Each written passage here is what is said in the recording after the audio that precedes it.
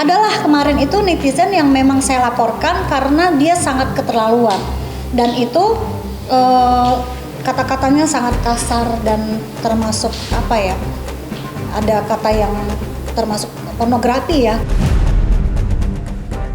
Pemirsa Intens Investigasi, kedukaan kembali dirasakan oleh Karina Ranau setelah ia dikabarkan mengambil langkah hukum dengan melaporkan satu buah akun media sosial ke pihak berwajib.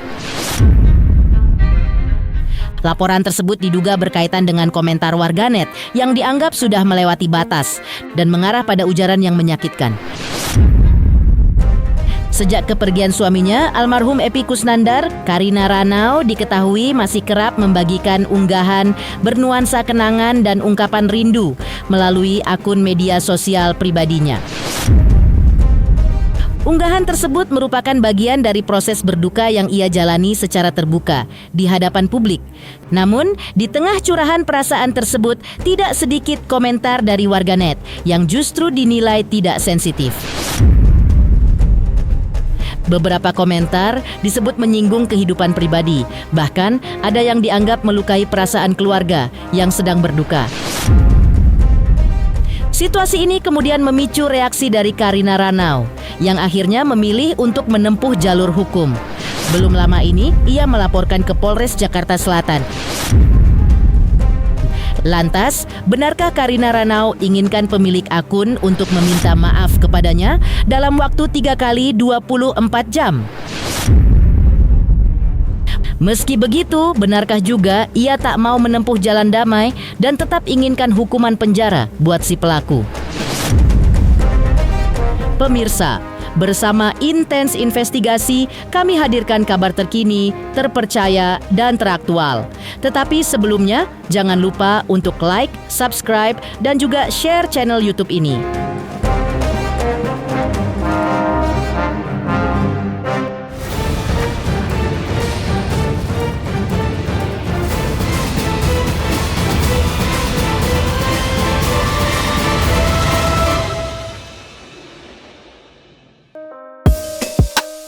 Mengejutkan, Karina Ranau, istri almarhum Epy Kusnandar, tiba-tiba membuat laporan polisi.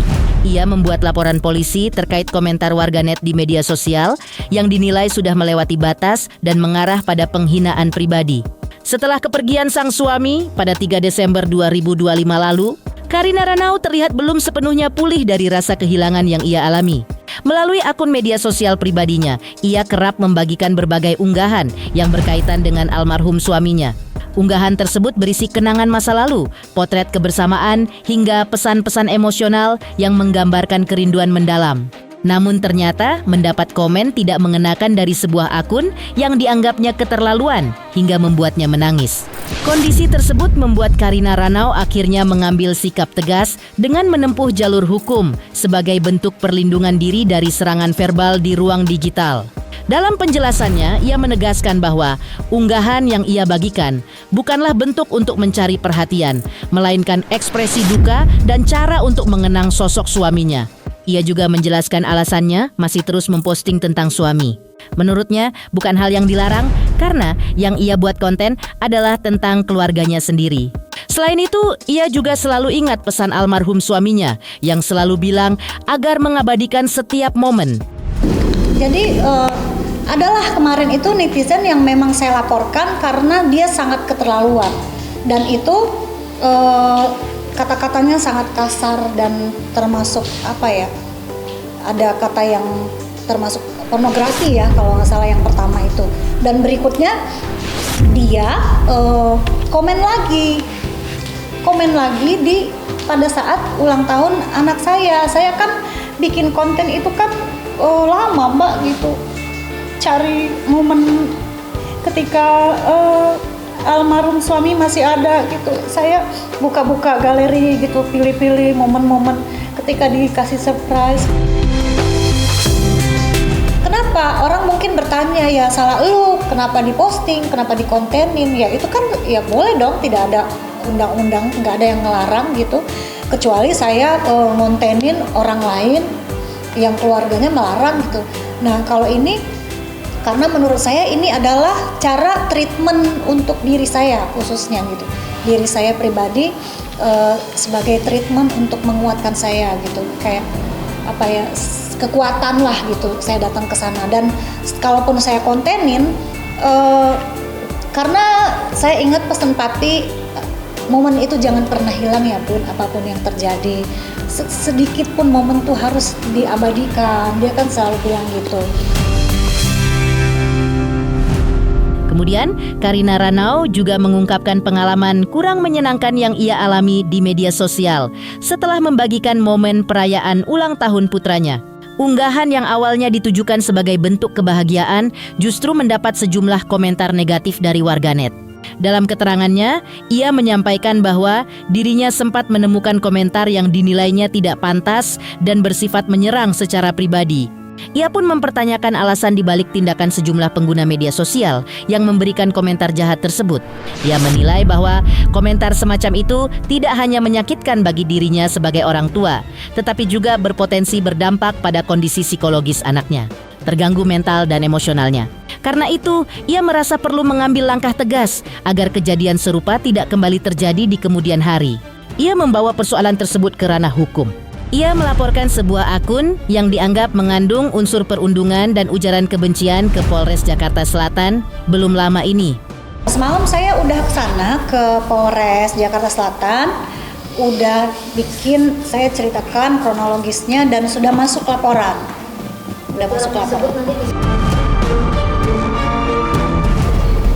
Nggak tahu, saya nggak tahu. Tapi ya apa yang terserah dia mau pansos atau apa gitu. Tapi kata-kata itu yang ada kata-kata mampus itu loh, sakit banget. Mampus, dia sudah mati. Atau itu rasanya gimana sih, sakit banget. Rasanya nggak ada artinya semuanya buat saya gitu.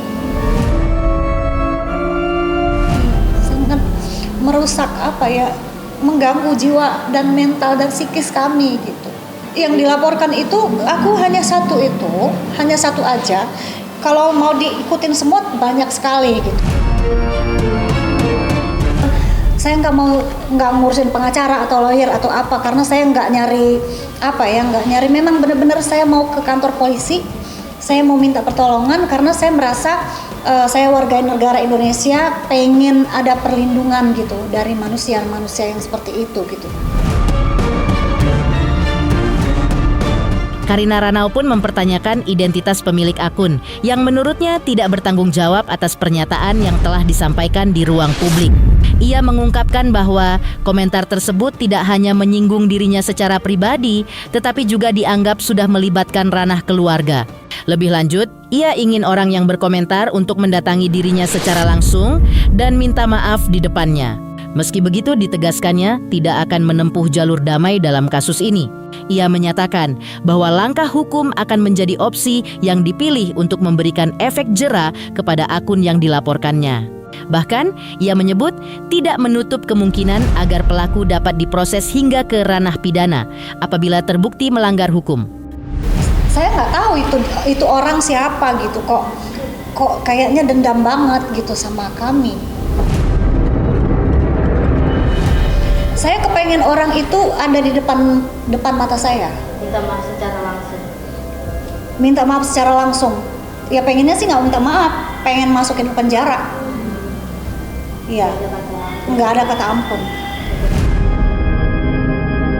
Kemarin bukti-bukti yang dibawa ya screenshotan dari itu sama beberapa komen-komennya dia. Karina Ranau kemudian meminta kepada pemilik akun yang berkomentar jahat agar segera menghubunginya dan minta maaf secara langsung dalam rentang waktu 3x24 jam. Jika tidak, maka Karina Ranau mantap akan terus melanjutkan laporan polisinya. Saya kepengen hari ini press conference di sini, saya kepengen kasih waktu 3x24 jam. Kalau akun itu tidak mencoba untuk menghubungi saya, tidak ketemu saya langsung, saya akan teruskan ini gitu. Kepergian Epy Kusnandar memang masih meninggalkan kesedihan tersendiri, tak hanya buat Karina Ranau, sang istri, tapi juga buat Quentin, sang anak. Lalu, hal apa yang paling dirindukan oleh Quentin usai kepergian sang ayah? Halo, saya Denny Darto yang mengucapkan selamat untuk Intens Investigasi yang road to 4 juta subscribers, luar biasa. Dan ini semua berkat dukungan kalian yang terus menyaksikan dan setia untuk menonton Intens Investigasi dan tayangan saya di kanal ini. Terus saksikan Intens Investigasi di 5 juta, 6 juta, 7 juta subscribers dan seterusnya. Terima kasih, sampai jumpa.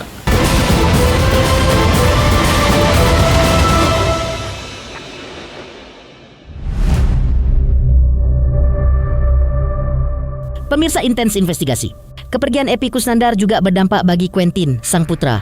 Dan Quentin yang juga mengikuti jejak almarhum ayahnya, berkiprah di dunia akting ini juga kembali mengenang kepergian sang ayah yang masih menyisakan duka mendalam dalam hidupnya.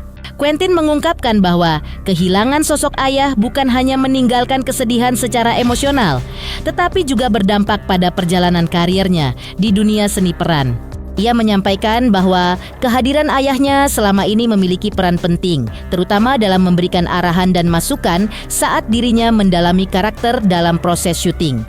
Menurutnya, banyak situasi di lokasi produksi yang sebelumnya biasa ia diskusikan bersama sang ayah kini harus ia hadapi sendiri. Ia mengakui bahwa beberapa waktu setelah kepergian Epy Kusnandar, dirinya sempat mengalami kesulitan dalam menyesuaikan diri, terutama saat harus mendalami peran yang menuntut emosi dan pendalaman karakter yang kuat. Meski demikian, Quentin berusaha untuk tetap melanjutkan perjalanan kariernya di dunia hiburan.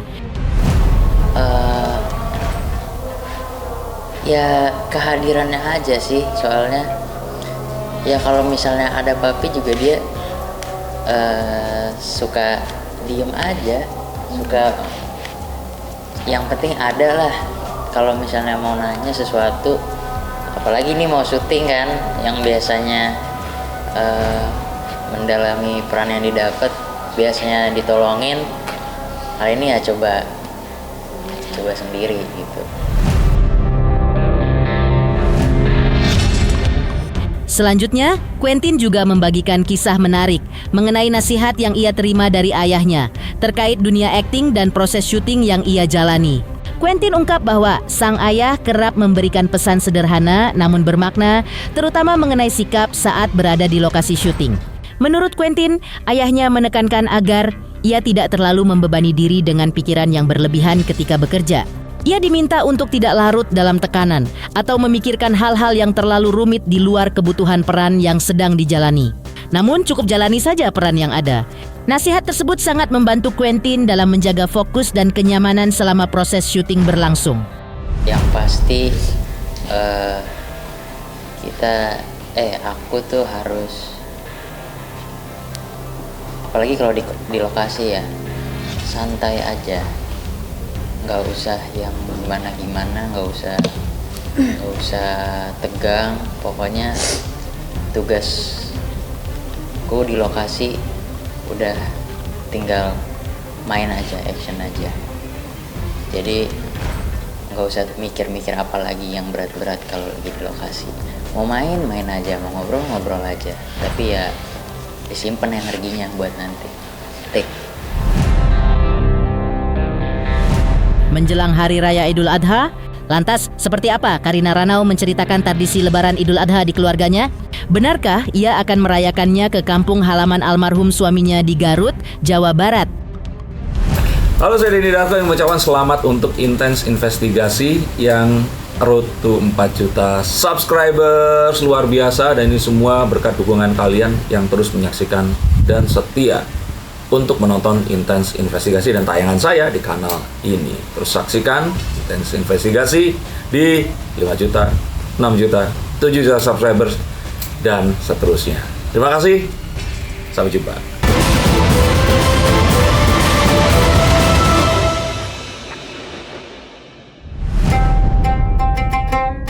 Menjelang momen Lebaran Idul Adha, Karina Ranau membagikan cerita mengenai rencana dan tradisi keluarganya dalam menyambut Hari Raya Idul Adha.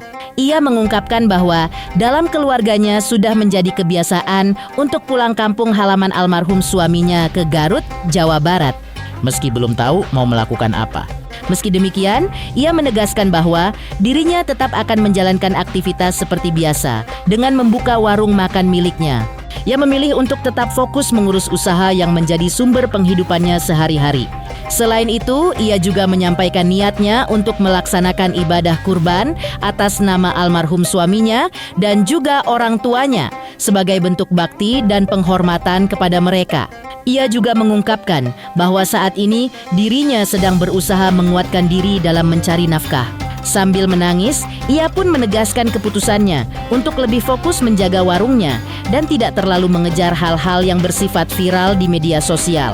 Dan tak mau mengemis. Seperti inilah ungkapan Karina Ranau dari lubuk hatinya yang paling dalam. Kurban tahun ini aku rencananya mau kurbanin almarhum. Enggak, maksudnya kurban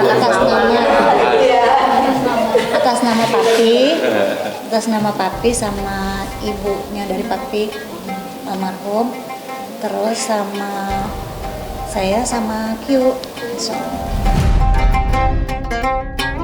Ya biasanya kita ke Garut sama ibu gitu, sama keluarga di sana selalu kurban di situ. Cuman sekarang tuh belum aja ya mau ngapain. Udah ada gambaran nanti kurban kemungkinan di dekat-dekat sini. Terus warung juga masih tetap buka. Nanti habis sholat ibadah, ya paling mau makan-makan dulu sama anak-anak, sama karyawan gitu. Habis sholat, setelah itu kita buka warung. Iya, pengennya ya nggak kemana-mana, saya ke warung aja. Terus saya mau kerja apa gitu. Saya nggak mau kerja bikin sesuatu misalnya harus viral, harus heboh, harus apa, harus nggak jelas. Ya udah, saya cuma mau ke warung aja gitu. Pengen sehat ke warung, ya saya harus, siapa yang mau menghidupin kami lagi, tapi udah nggak ada gitu. Ya saya harus jadi perempuan yang kuat dan saya nggak mau mengemis. Saya tidak mau mengandalkan, ya mungkin orang bilang masih cantik, masih muda, bisa menikah dengan orang yang kaya atau bisa jadi ini, jadi itulah saya nggak mau.